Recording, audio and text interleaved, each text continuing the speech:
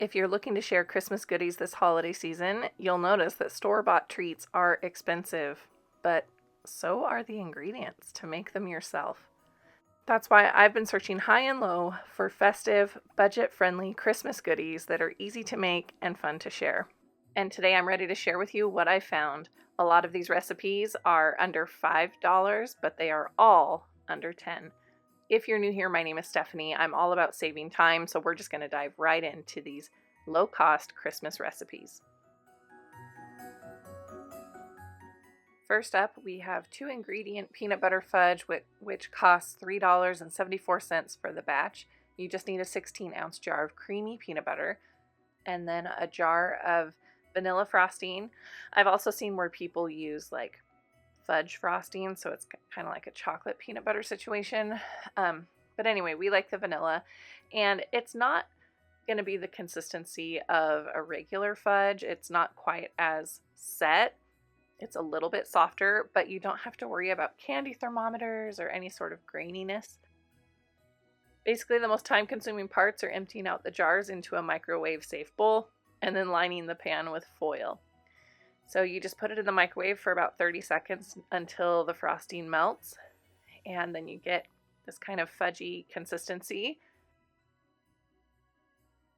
And then you just pour it into the pan and kind of smooth it out the best you can and put it in the fridge. And then once it's set up, it's pretty easy to slice and put onto your goodie tray.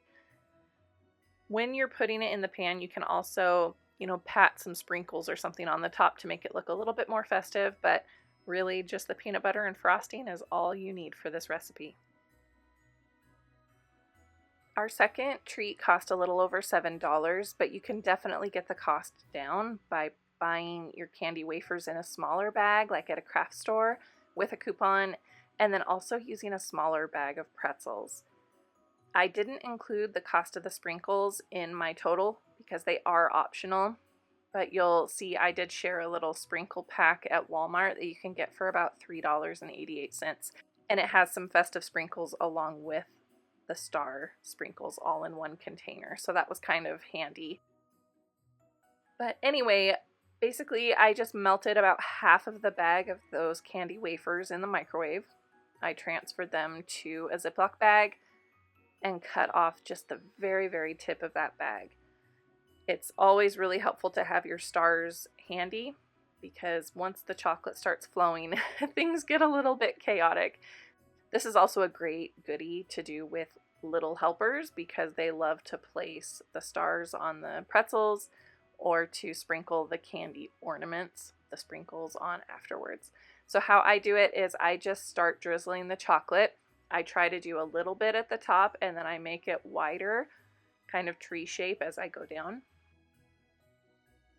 And then I do that for about 4 or 5 pretzels, and then I go back before the chocolate starts to harden and I put the candy ornaments on. But like I said, that's totally optional. I think they look great just with the pretzels and the candy wafers. And so I used only a very small amount of the bag of pretzels, but I will say that the Snyder's are good to use because they're thicker and longer. So I would suggest springing for those. They are a little bit more than the Great Value brand. I just love these because they're such a great way to dress up a goodie platter. Now, I didn't include the cost of oil in any of these recipes, but I did include the cost of the smallest amount of eggs that you can buy at the store, which is a 6-pack, but you'll only need 2 for this recipe, and then 2/3 of a cup of oil.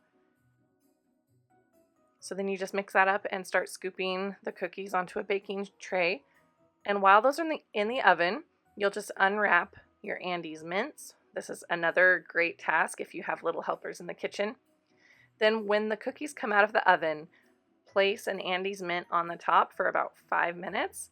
And then once those have melted, you'll just kind of smush them and use that to frost the cookie.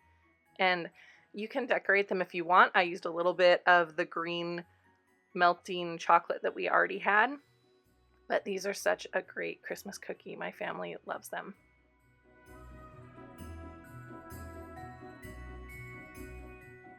And I'm including the cost of the eggs in these cake mix cookies as well, because I just wanted you to see how expensive it would be to make just this cookie if you went to the store to get the ingredients.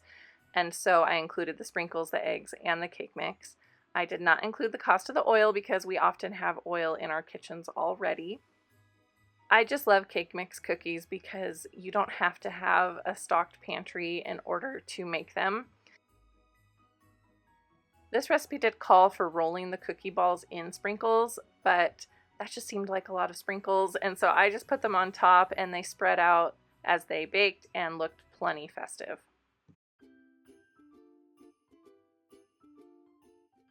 These cornflake wreath cookies are probably one of the spendier treats that we make, but again, if you have butter or if you have green food coloring or if you already have red sprinkles, it can be less expensive for you to make these.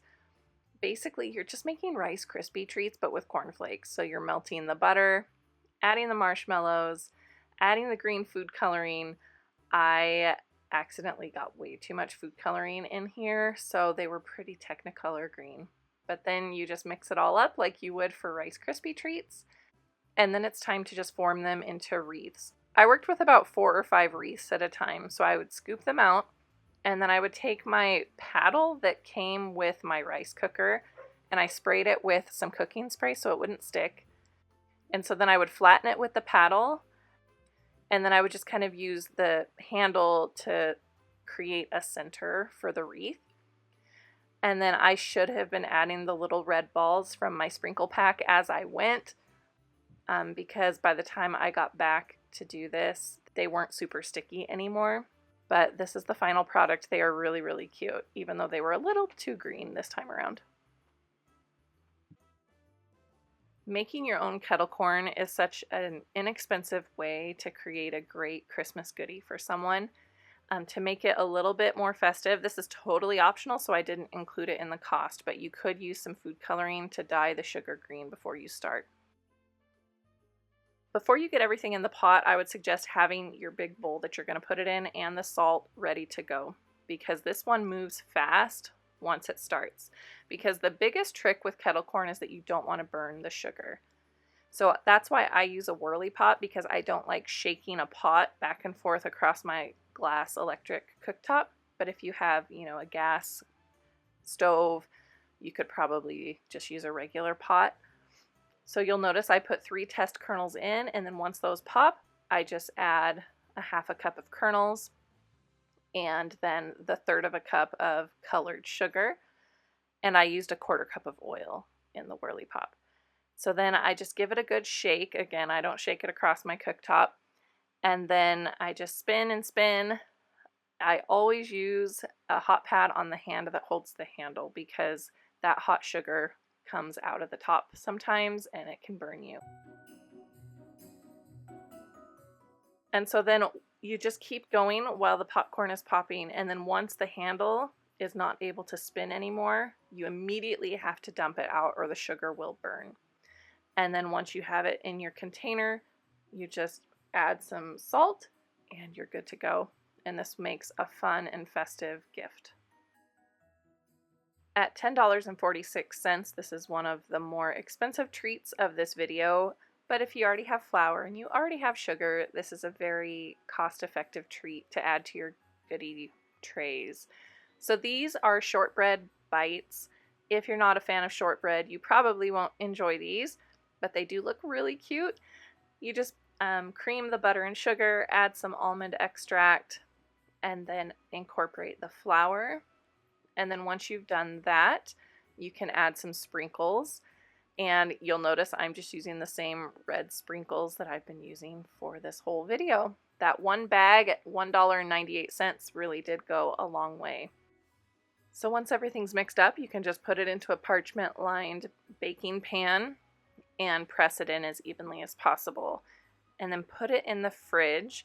If you want, you can add additional sprinkles onto the top and press it into your shortbread before you put it in the fridge. I opted not to do that. My family just doesn't like a ton of sprinkles. And so then you just cut it into thin strips and then rotate it and repeat that so that you end up with these cute little cubes that you can then bake. And this recipe created 3 pans worth of these little shortbread bites, and they look so cute in a little bag with a bow. So whether you're making goodie trays for your neighbors or you have a holiday party that you need to take a treat for, I hope that this video has given you some ideas of ways to make some festive treats without breaking the bank. If you enjoyed this video, I would love it if you continued to hang out with me over here on my channel. Feel free to subscribe, and I will see you next time.